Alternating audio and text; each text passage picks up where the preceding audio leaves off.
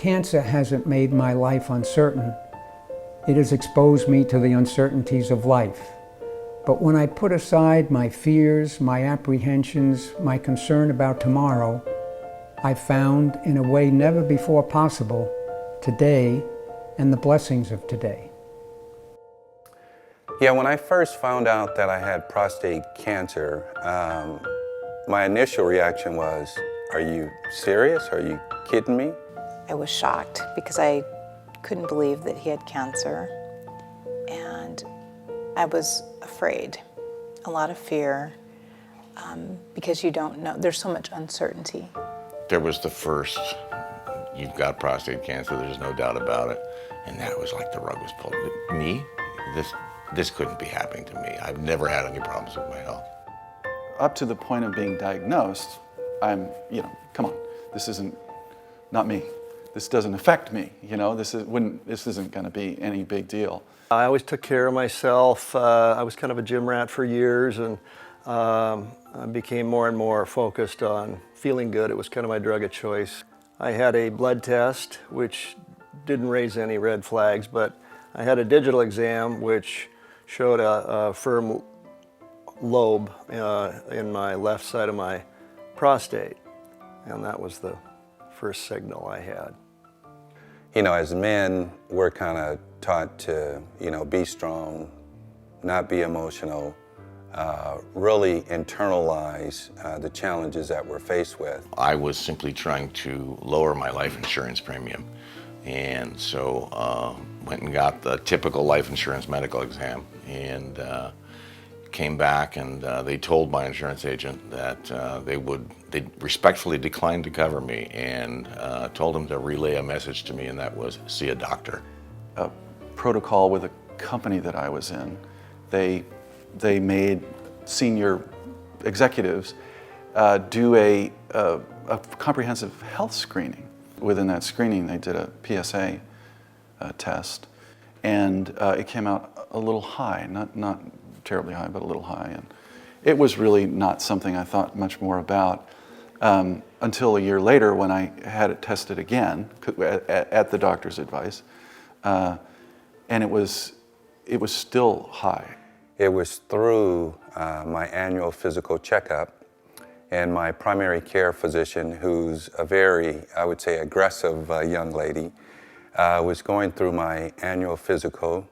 And part of my lab work, the blood work, she had noticed that she saw some escalation in my PSA. You treated hundreds of patients with advanced prostate cancer, and now you're in the same predicament. Well, Paul, in the year 2000, when you did my radical prostatectomy, I know you did your utmost to cure my disease. And the angst and disappointment you felt when my PSA began to rise a year after surgery was second only to that of my wife and mine. And it was certainly a very discouraging piece of news. I remember clearly the hollow feeling I had in the pit of my stomach, and the sweat on my brow, and the rapid heartbeat, and the dry mouth. It was very similar to the feeling I had when I was first diagnosed with high Gleason score prostate cancer the year before. Yeah, the feeling when you first find out is unforgettable, okay? And in my case, it didn't happen just once, it happened 3 times. I had my prostate removed and felt pretty good about things, that, I was on the road to recovery, and a few months later, the PSA started to rise again. There was a tumor in my bladder, and that led to my bladder having to be removed. That's where I felt extremely fortunate to be a part of the University of Washington, to have met Paul Lang, and to have access to that kind of knowledge and that kind of experience was just amazing. I came out of that just, buoyed with hope, and then unfortunately the PSA began to rise again, and now it's gotten to the point where I'm stage 4. When I first found out, it was my heart stopped and fear came over me.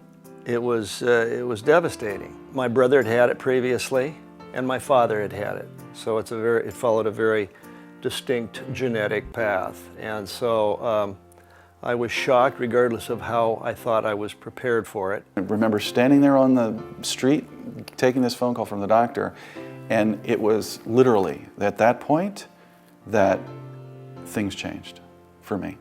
And the first thought was my two girls. And, you know, I wanted to be there for those events.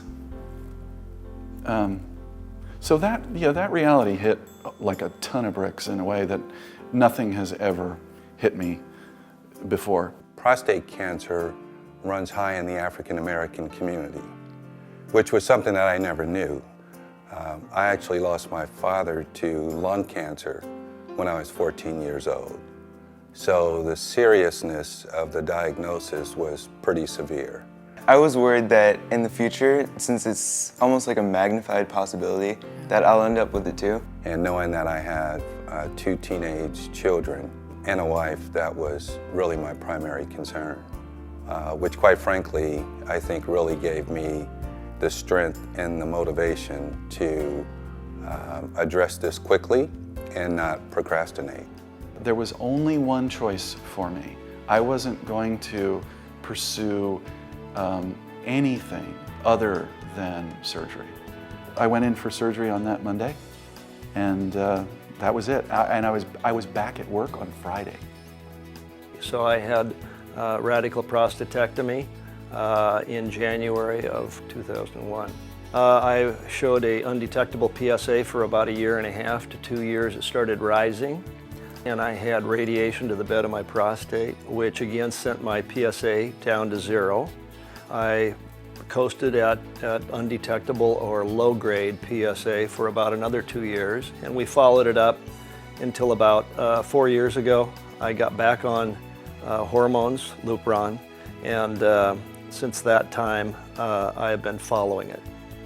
This experience has definitely given me a deeper appreciation for life, my family, my loved ones, because it just simply validates how fragile life is. Big motivator for me is my family. And, you know, that,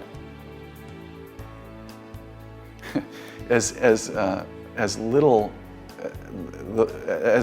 as we shared with our kids, I mean, that's what got me through. Like, I hate to say that something crazy happened to bring everyone together, but it was amazing how the whole dynamic between my family and the distance between my family, we all just kind of came together. I'm grateful for UW because they helped to minimize our fear. They helped to keep us centered and answered questions about all of the concerns that we had while Chris was going through his treatment process. There is a fear. Once you've been bitten, you know, you can't help but think, is there more? Is the story, has the story really played out? So yeah, there's a fear. There's a fear. Optimism that I have for it does not only come from the doctors and the care that I receive at the University of Washington, Fred Hutch, Seattle Cancer Care, but also from the fraternity of all the men out there that I associate with, keep close contact with, who have this same disease. We are on the cusp of converting this disease, which is fatal for 30,000 men each year, into a disease that can be controlled for years and even decades. So to use a football analogy, we're in the red zone and we really want to score a touchdown and win a victory over prostate cancer. Watching Paul deal with his advancing cancer has been heart-wrenching. Sometimes I almost wish it were me instead of him. But almost daily, I am proud of the many advances that have been made in prostate cancer, some of which by our own group, which have kept him alive. Stimulated almost to the point of sleeplessness at the many advances that are on the shelf that are ready and poised to be tested by our group and many throughout the world. And I know, maybe not in Paul's lifetime, but probably in my own, or certainly in the lifetime of most of you in this room. We will cure or turn into a chronic disease, prostate cancer.